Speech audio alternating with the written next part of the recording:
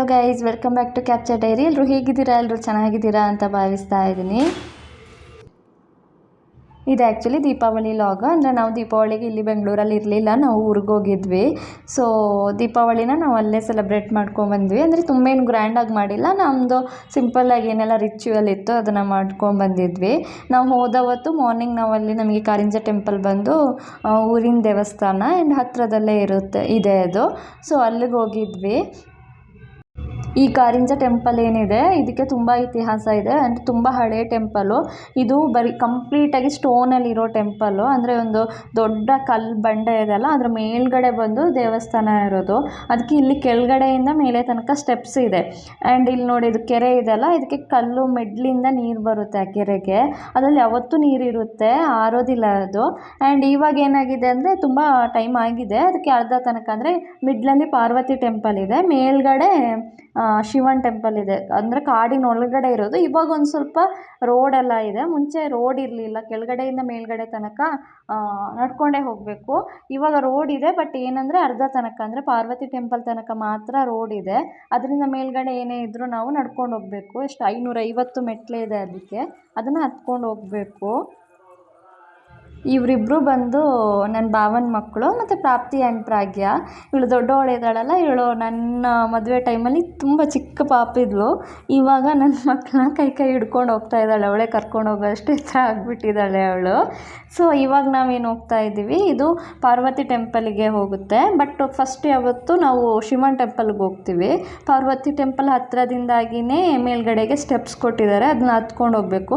ಇಲ್ಲಿಂದ steps start ಆಗುತ್ತೆ, ಅಂದರೆ ಕೆಳಗಡೆಯಿಂದ ಸ್ಟೆಪ್ಸ್ ಇದೆ, ಬಟ್ ನಾವು ಗಾಡೀಲಿ ಬಂದರೆ ಇಲ್ಲಿಂದ ಸ್ಟೆಪ್ಸ್ ಹತ್ಕೊಂಡು ಹೋಗಬೇಕು. ಸೊ ಇಲ್ಲಿಂದ ಹತ್ಕೊಂಡು ಹೋದರೆ ಇದು ಪಾರ್ವತಿ ಟೆಂಪಲು. ನೆಕ್ಸ್ಟು ಲೆಫ್ಟಿಂದ ಮತ್ತೆ ಮೇಲ್ಗಡೆ ಹೋದರೆ ಶಿವನ್ ಟೆಂಪಲ್ ಇದೆ. ಇದು ನೋಡಿ, ಅದು ಏನು ಮ್ಯಾಪ್ ಥರ ಮಾಡಿದ್ದಾರೆ, ಈ ಥರ ಇದೆ. ಇಲ್ಲಿ ಕೆಳಗಡೆಯಿಂದ ಮೇಲ್ಗಡೆ ತನಕ ಸ್ಟೆಪ್ಸ್ ಇದೆ, ಮಿಡ್ಲಲ್ಲಿ ಪಾರ್ವತಿ ಟೆಂಪಲು.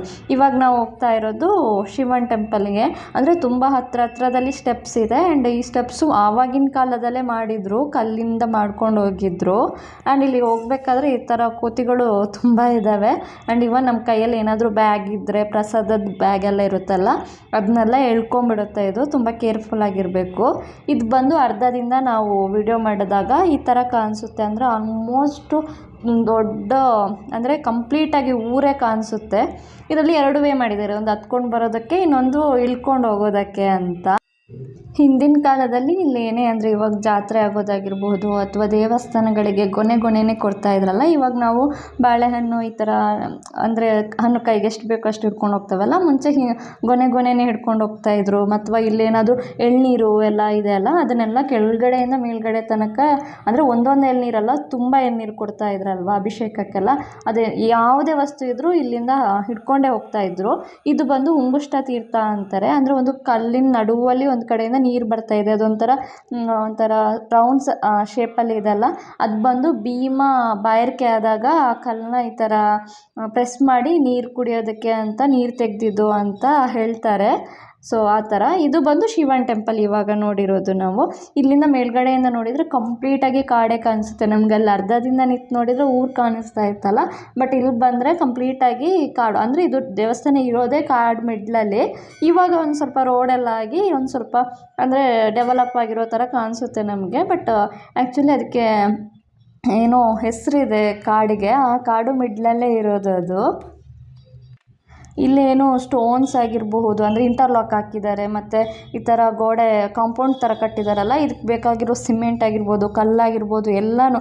ಇವನ್ ದೇವಸ್ಥಾನ ಕಟ್ಟೋದಕ್ಕೆ ತಂದಿರೋ ಕಲ್ಲನ್ನು ಕೂಡ ಕೆಳಗಡೆಯಿಂದ ಹೊತ್ಕೊಂಡೇ ತರ್ತಾರೆ, ತಗೊಬಂದಿದ್ದು. ಇವಾಗಲೂ ಏನಾದರೂ ಇವಾಗ ಮೊನ್ನೆ ಮಳೆ ಬಂದಾಗ ಆ ಕಾಂಪೌಂಡು ಒಂದು ಸ್ವಲ್ಪ ಜರ್ದಿತ್ತಂತೆ. ಸೊ ಅದನ್ನು ಮತ್ತೆ ರೀಬಿಲ್ಡ್ ಮಾಡೋದಕ್ಕೂ ಅವರು ಈಗ ಹೊತ್ಕೊಂಡು ಬಂದಿದ್ದು. ಇಲ್ಲಿ ನಾವು ದೇವ್ರನ್ನ ತೋರ್ಸೋದಕ್ಕೆ ಟ್ರೈ ಮಾಡಿದ್ವಿ, ಬಟ್ ಅದು ಕಾಣಿಸೋದಿಲ್ಲ, ಅಂದರೆ ಕತ್ತಲಲ್ಲಿ ಇರುತ್ತಲ್ಲ ದೇವರು, ಸೊ ಅಷ್ಟು ಕ್ಲಿಯರಾಗಿ ಕಾಣಿಸಲ್ಲ.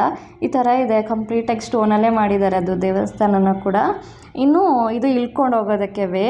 ಬಟ್ ನಮಗೇನು ಅನಿಸುತ್ತೆ ಅಂದರೆ ಹತ್ತೋದಕ್ಕೆ ಕಷ್ಟ, ಇಳಿಯೋದಕ್ಕೆ ಈಸಿ ಅಂತ. ಬಟ್ ನನಗನ್ಸಿರೋ ಪ್ರಕಾರ ಏನಂದರೆ ಇಳಿಯೋದೇ ನನಗೆ ಕಷ್ಟ ಆಯಿತು, ಹತ್ತೋದು ಒಂದು ಸ್ವಲ್ಪ ಈಸಿನೇ ಆಯಿತು. ಇದು ಬಂದು ಕೆಳಗಡೆ ಅಂದರೆ ಮಿಡ್ಲಲ್ಲಿರೋ ಪಾರ್ವತಿ ದೇವಸ್ಥಾನ. ಇಲ್ಲಿ ಆ್ಯಕ್ಚುಲಿ ಪ್ರತಿ ವರ್ಷ ಜಾತ್ರೆ ಆಗುತ್ತೆ, ಅದು ತುಂಬಾ ಗ್ರ್ಯಾಂಡಾಗಿರುತ್ತೆ. ಆ್ಯಂಡ್ ಫುಲ್ ಅಲ್ಲಿ ನಾವು ಅವಾಗ ಬಂದಿರೋ ರೋಡ್ ಇದೆಲ್ಲ ಅದು ಕಂಪ್ಲೀಟಾಗಿ ಬ್ಲಾಕ್ ಆಗಿರುತ್ತೆ, ಅಷ್ಟೊಂದು ಜನ ಬರುತ್ತೆ. ಜಾತ್ರೆ ಟೈಮಲ್ಲಿ ಮೇಲ್ಗಡೆಯಿಂದ ಶಿವನ ಕರ್ಕೊಂಡು ಬರ್ತಾರೆ. ಇಲ್ಲಿ ಶಿವ ಮತ್ತು ಪಾರ್ವತಿ ಬೇಟೆ ಆಗೋ ಥರ ಎಲ್ಲ ಮಾಡ್ತಾರೆ, ತುಂಬಾ ಚೆನ್ನಾಗಿರುತ್ತೆ. ಇದು ಬಂದು ಇಲ್ಲೇನು ಬೋರ್ಡ್ ಹಾಕಿದ್ದಾರೆ, ಅದು ಇತಿಹಾಸ ಅದರ ದೇವಸ್ಥಾನದ ಬಗ್ಗೆ.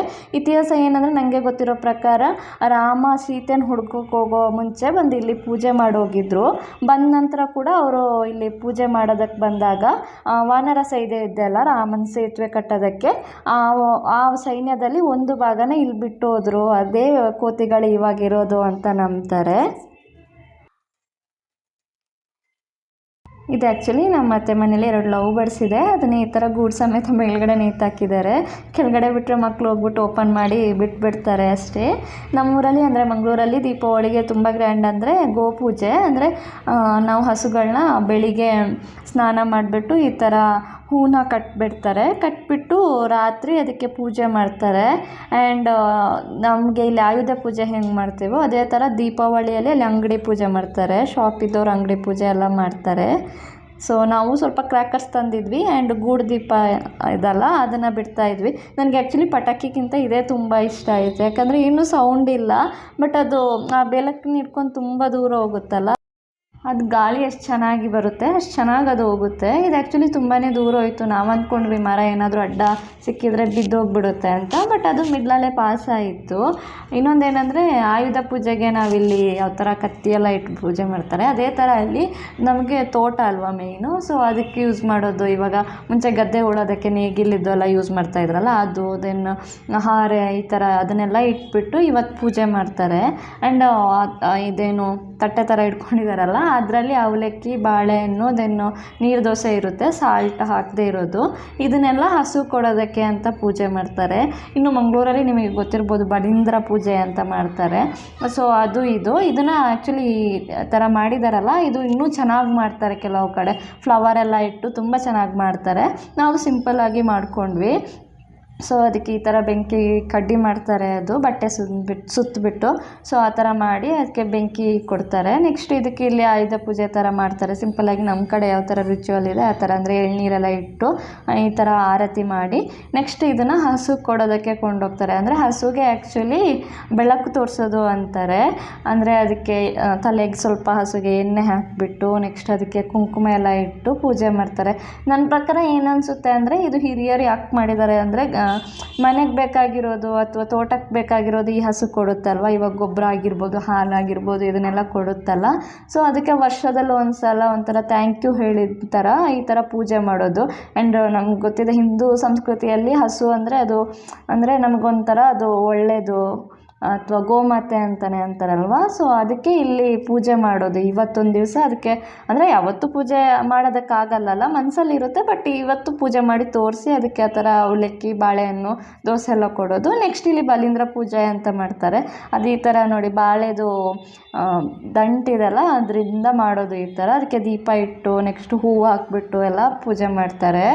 ನೆಕ್ಸ್ಟ್ ಸ್ವಲ್ಪ ಪಟಾಕಿ ಹೊಡಿಸಿದ್ವಿ ನಾವು. ಇದು ಬಂದು ನೆಕ್ಸ್ಟ್ ಡೇ. ಮತ್ತು ಮನೇಲಿ 2 ನಾಯಿ ಇದೆ. ಊರಲ್ಲಿ ಇದು ಮಾಮೂಲಿ, ನಾಯಿ, ಬೆಕ್ಕು, ಕೋಳಿ, ಹಸು ಇದೆಲ್ಲನೂ ಇರುತ್ತಲ್ಲ. ನಾವು ಆ್ಯಕ್ಚುಲಿ ಊರಿಗೆ ಹೋದಾಗ ಮಕ್ಕಳನ್ನ ಫ್ರೀಯಾಗಿ ಬಿಟ್ಬಿಡ್ತೀವಿ. ಮಣ್ಣಲ್ಲಿ ಆಡೋದಿದ್ರೆ ಆಡ್ಕೋ, ನಾಯಿ ಜೊತೆ ಆಡೋದಿದ್ರೆ ಆಡೋ ಅಂತ.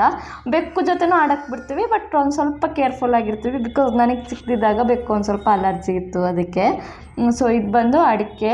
ಇದು ಮಾಮೂಲಿ ಮಂಗಳೂರು ಸೈಡಲ್ಲಿ ಎಲ್ಲ ಕಡೆ ಇರುತ್ತೆ. ನನಗೆ ಅಡಿಕೆ ತೋಟದಲ್ಲಿ ಬೆಳಿಗ್ಗೆ ಸೂರ್ಯ ಬಂದಾಗ ಮಿಡ್ಲಲ್ಲಿ ಬೆಳಕು ಬರುತ್ತಲ್ಲ, ಅದು ತುಂಬಾ ಇಷ್ಟ. ಸೊ ಈ ಥರ ಚೆನ್ನಾಗಿರುತ್ತೆ. ಅವತ್ತು ಒಂದು ಸ್ವಲ್ಪ ನಾವಿಲ್ಲಿ ಇದ್ದು, ನಾನು ಇವಾಗ ಹೋಗದೆ ಆಲ್ಮೋಸ್ಟ್ 6 ಮಂತ್ ಆಗಿತ್ತು. ಇವಾಗ 6 ಮಂತ್ ಬಿಟ್ಟು ಹೋದಾಗ ನಮ್ಗದೊಂದು ತುಂಬ ಖುಷಿಯಾಗುತ್ತೆ. ಅಂದರೆ ಸೈಲೆಂಟ್ ಆಗಿರುತ್ತಲ್ಲ, ಸುಮ್ಮನೆ ಹೋಗ್ಬಿಟ್ಟು ಕೂರೋಣ ಅಂತ ಅನಿಸ್ಬಿಡುತ್ತೆ. ಇದು ಬಂದು ನಾಟಿ ಕೋಳಿ. ಆ್ಯಂಡ್ ಇನ್ನೊಂದೇನೆಂದರೆ, ನಮ್ಮ ಅತ್ತೆ ಮನೇಲಿ ಫಾರ್ಮ್ ಇದೆ, ಚಿಕನ್ ಫಾರ್ಮ್ ಇದೆ. ಸೊ ಆವಾಗ ನೋಡಿದ್ರಲ್ಲ, ಅದು ಫಾರ್ಮಿದು ಕೋಳಿ. ಅಂದರೆ ಅದು ಫಾರ್ಮಲ್ಲಿಲ್ಲ, ಹೊರಗಡೆ ಇದೆ ಅಷ್ಟೇ. ಇವರು ಹಾಗೆ ಇವ್ರಿಗೆ ಬೇಕಾದಂಗೆ ಆಟ ಆಡ್ಕೋತಾರೆ. ನಮ್ಮ ಅತ್ತೆ ಮನೆಯಲ್ಲಿ ಪಪ್ಪಾಯ ಆಗುತ್ತೆ, ಅದು ಆ್ಯಕ್ಚುಲಿ ತುಂಬ ಸ್ವೀಟ್ ಇರುತ್ತೆ. ಸೊ ಅವರು ಅದು ಅಲ್ಲಿಗೆ ಹೋದಾಗ ಎಕ್ಸ್ಪೆಕ್ಟೇಷನ್ ಇರುತ್ತೆ ಹಣ್ಣಿರುತ್ತಾ ಅಂತ, ಬಟ್ ಅಲ್ಲಿ ಇರಲಿಲ್ಲ ಈ ಸಲ. ಇದ್ರೆ ತೊಗೊಂಬರ್ತೀವಿ ನಾವು, ತಿಂದು ಬಿಡ್ತೀವಿ, ದೆನ್ ಉಳಿದಿದ್ದನ್ನ ತೊಗೊಂಡು ಬರ್ತೀವಿ ನಾವು. ನೆಕ್ಸ್ಟ್ ಇದು ಬಂದು ಚಿಕನ್ ಫಾರ್ಮು. ಈ ಥರ 2 ಫಾರ್ಮ್ ಇದೆ. ಸೊ ಇದರಲ್ಲಿ ಅದೆಷ್ಟು 48 ಡೇಸಾ 42 ಡೇಸ್ ಏನೋ ಆಗಬೇಕು, ಅಂದರೆ ಮರಿಗಳನ್ನ ಬಿಟ್ಟು ಅಷ್ಟು ದಿವಸ ಅದನ್ನ ಅಂದರೆ ಸಾಕ್ತಾರೆ. ಅದಕ್ಕೆ ಫುಡ್ಡು ನೀರೆಲ್ಲ ಕೊಟ್ಟು, ಇವಾಗೇನೋ ರೆಡ್ ಕಲರ್ದಿದೆ ಅದರಲ್ಲಿ ಒಂದರಲ್ಲಿ ನೀರು ಹಾಕಿಬಿಟ್ಟು ಅದನ್ನ ಸಾಕ್ತಾರೆ. ನೆಕ್ಸ್ಟ್ ಅದನ್ನು ಅದೇ 48 ಡೇಸ್ ಅಂದ್ಕೋತೀನಿ, ಅಷ್ಟಾದಾಗ ಅವರು ಬಂದು ತೊಗೊಂಡು ಹೋಗ್ತಾರೆ. ಆ ಥರ ಅಂದರೆ ಸಾಕ್ಬಿಟ್ಟು ಕೊಡೋದು, ಅದು ಗೊತ್ತಿರುತ್ತೆ ಕೆಲವರಿಗೆ ಆ ಥರ. ಇದ್ರೊಳಗಡೆ ಮಕ್ಕಳನ್ನೆಲ್ಲ ಇವಾಗ ಬಿಡೋದಕ್ಕಾಗಲ್ಲ, ಬಿಕಾಸ್ ಅದು ಅಂದರೆ ಫಾರ್ಮ್ ಕೋಳಿ ಅಂದರೆ ತುಂಬ ಸಾಫ್ಟ್ ಇರುತ್ತೆ, ನಮ್ಮ ನಾಟಿ ಕೋಳಿ ಥರ ಅಲ್ಲ. ಆವಾಗಲೇ ಒಂದು ಹುಂಜ ತೋರಿಸ್ದೆ ಅಲ್ಲ, ಅದು ಸಿಕ್ಕಾಪಟ್ಟೆ ರೂಢಿತ್ತು, ಅಂದರೆ ನಮಗೆಲ್ಲ ಮೆಟ್ತಾ ಇತ್ತು. ಸೊ ಆ ಥರ ಎಲ್ಲ ಇದು ತುಂಬ ಸಾಫ್ಟ್. ಇವನ್ ನಾನು ಕೂಡ ಒಳಗಡೆ ಹೋಗಿಲ್ಲ, ಅಂದರೆ ಸ್ವಲ್ಪ ಕಾಲು ತಪ್ಪಿ ಏನಾದರೂ ಕಾಲಿಟ್ಟರೆ ಅದು ಸತ್ತೇ ಹೋಗ್ಬಿಡುತ್ತೆ. ಇನ್ನು ಇವರಂತೂ ಊರಿಗೆ ಬಂದರೆ ಕಂಪ್ಲೀಟಾಗಿ ಫ್ರೀಡಮ್ ಅವ್ರಿಗೆ, ಯಾವ ಥರ ಬೇಕು ಮಣ್ಣಲ್ಲಿ ಆ ಥರ ನೀರು ಹಾಕ್ಬಿಟ್ಟು ಕಲ್ಲು ಹಾಕ್ಬಿಟ್ಟು ಆಟಾಡ್ತಾರೆ. ನಾವೇನು ಹೇಳೋದಕ್ಕೆ ಹೋಗಲ್ಲ, ಬಿಕಾಸ್ ಇಲ್ಲಿ ಬೆಂಗಳೂರಲ್ಲಿ ನಾವು ಒಂದು ಸ್ವಲ್ಪ ಮಣ್ಣಲ್ಲಿ ಆಟ ಆಡೋದಕ್ಕೆ ಬಿಡೋದಿಲ್ಲ ಅಲ್ವಾ. ಅಲ್ಲಿ ಹೋದರೆ ಆಟ ಆಡ್ಕೊಳ್ಳಿ ಅಂತ. ಇವನ್ ಡಾಕ್ಟ್ರು ಕೂಡ ಹೇಳ್ತಾರೆ ಮಣ್ಣಲ್ಲೆಲ್ಲ ಆಟ ಆಡೋದಕ್ಕೆ ಬಿಡಿ. ಸೊ ಅವರಿಗೆ ಅಂದರೆ ಈ ಕಫ್ ಎಲ್ಲ ಅಷ್ಟು ಈಸಿಯಾಗಿ ಆಗಲ್ಲ, ಆಟ ಆಡೋದಕ್ಕೆ ಬಿಡಿ ಅಂತ. ಈವನ್ ವಿಟಮಿನ್ ಡಿ ಎಲ್ಲ ಈಸಿಯಾಗಿ ಸಿಕ್ಬಿಡುತ್ತಲ್ಲ ಇಲ್ಲಿ, ಇಲ್ಲಾಂದರೆ ಬೆಂಗಳೂರಲ್ಲಾದರೆ ಸಪ್ಲಿಮೆಂಟ್ ಕೊಡಬೇಕು ಆ ಥರ.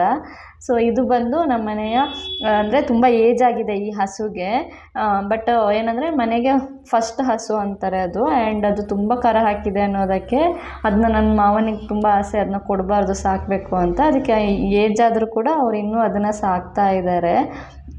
ಆ್ಯಂಡ್ ಇದು ಬಂದು ರಬ್ಬರ್ ಟ್ರೀ, ಅಂದರೆ ರಬ್ಬರ್ ಹಾಲು ತೆಗಿತಾರೆ ಈ ಮರದಿಂದ, ಗೊತ್ತಿರ್ಬೋದು ಕೆಲವರಿಗೆ. ಅಂದರೆ ಈ ಟಯರು ಮತ್ತು ರಬ್ಬರಿದ ಐಟಮ್ ಎಲ್ಲ ಬರುತ್ತಲ್ಲ, ಅದು ಇದೇ ಹಾಲಿಂದ. ಇದನ್ನ ಈ ಥರ ಕಟ್ ಮಾಡಿ ಆ ಚಿಪ್ಪಿಯಲ್ಲಿ ಹಾಲು ಕಲೆಕ್ಟ್ ಮಾಡಿ ದೆನ್ ಅದನ್ನ ಶೀಟ್ ಮಾಡಿ ಸೇಲ್ ಮಾಡ್ತಾರೆ ಆ ಥರ.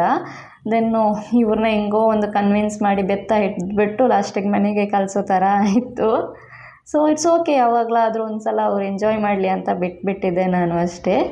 ಸೊ ಇದಿಷ್ಟು ಇವತ್ತಿನ ಲಾಗ್ ಅಂತ ಹೇಳ್ತಾ, ಇವತ್ತಿನ ಲಾಗ್ನ ನಾನು ಇಲ್ಲಿಗೆ ಎಂಡ್ ಮಾಡ್ತಾ ಇದ್ದೀನಿ.